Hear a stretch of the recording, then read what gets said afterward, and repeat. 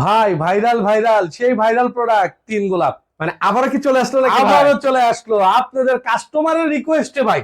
দেখেন না কি কালেকশন, যে ভাইরা মন খারাপ করছেন, যে আপুরা মন খারাপ করছেন, আবারও নিতে পারবেন, কোনো সমস্যা নাই। মানে এখন কালেকশন আছে তো, স্টক এখন আছে? আছে আছে আনছি।